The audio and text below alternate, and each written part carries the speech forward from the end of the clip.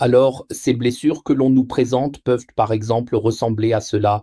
Nous avons soit une alvéole complètement vide, et ce, bien plusieurs jours après l'intervention. Il est possible que nous voyions des surfaces osseuses exposées ou que ayons une impaction alimentaire, une accumulation de plaques, etc. Il y a quelque chose dans l'alvéole que l'on pousse encore plus profondément en rinçant, mais que l'on n'arrive pas à sortir. Ou des situations comme celle-ci, nous voyons au fond de l'alvéole un exsudat presque purulent. Nous voyons ici des bandes osseuses exposées, une crête osseuse linguale exposée, et cela plusieurs jours encore après l'extraction dentaire.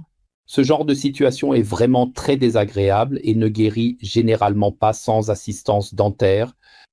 Ici encore, quelques jours après l'extraction dentaire, une alvéole vide sans caillot, on peut voir partiellement un peu d'os exposé en profondeur. Ici encore, en effet, plusieurs jours après l'extraction dentaire, une paroi alvéolaire osseuse complètement exposée, nue et visible, non recouverte de tissu mou. Maintenant, cela dépend de la situation, si la fermeture primaire a été effectuée, c'est-à-dire si une plaie a été fermée de manière primaire qui s'infecte ensuite. Il est alors judicieux de retirer un point de suture individuel ou plusieurs points de suture, éventuellement écarter un peu le lambeau mucopériosté. La plaie est de toute façon certainement rincée. On peut utiliser une solution désinfectante ou simplement une solution saline isotonique stérile. Je ne surévaluerai pas l'effet microbiologique de telles solutions. Certainement,